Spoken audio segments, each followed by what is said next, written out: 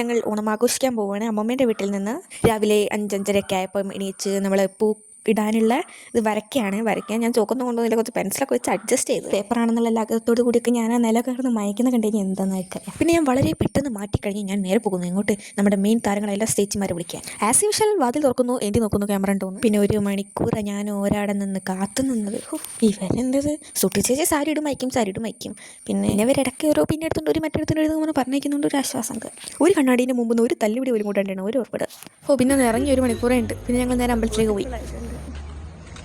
Hello guys, hi പറയൂ, hi പറയൂ, മതി, ഹായ് പറയൂ, നന്ദിയുണ്ട്. പിന്നെ ഞങ്ങൾ അമ്പലത്തിനുള്ളിൽ വീഡിയോ എടുക്കാൻ പോയില്ല. അപ്പോൾ ഞാൻ നേരെ ഇറങ്ങുന്ന വീഡിയോ മാത്രം ഇട്ടു. അങ്ങനെ അമ്പലത്തിൽ നിന്ന് തൊഴുത്ത് കഴിഞ്ഞ് ഞങ്ങൾ നേരെ ഒരു പാടത്തേക്ക് പോയി. പിന്നെ പാടത്തുനിന്ന് ഫോട്ടോ എടുക്കാൻ നേരത്താണെങ്കിൽ മഴക്കാർ വന്ന് മൂടി എങ്ങനെയൊക്കെയോ 2-3 എടുത്ത്. ഞാൻ മഴക്കാർ വന്ന് മൂടിയതിൻ്റെ ഒരു ഫോട്ടോ കൊടുക്കാം. പിന്നെ അത് കഴിഞ്ഞ് കുറച്ച് വെളിച്ചം വന്നപ്പോൾ ഒരു ഫോട്ടോ കൊടുക്കാം.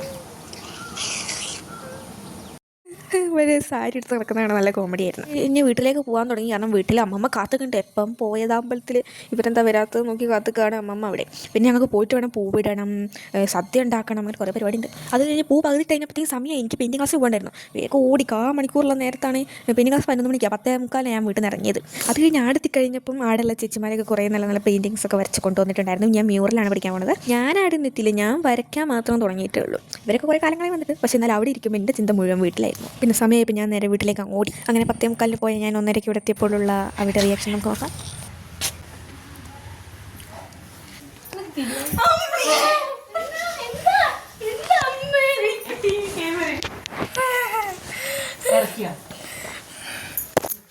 എന്നിട്ടും വരെ വീഡിയോ എടുക്കൽ ഫോട്ടോ എടുക്കലൊന്നും കഴിഞ്ഞില്ല.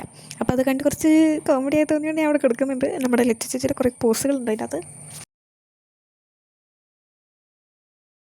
അത് കഴിഞ്ഞ് വീണ്ടും ഒരുങ്ങാനായി തുടങ്ങിയിരിക്കുന്നു. പിന്നെ ഞാൻ പോയപ്പോൾ ഒരിടത്ത് കുറച്ച് സ്നാപ്പൊക്കെ ഞാൻ അവിടെ കൊടുക്കുന്നുണ്ട്.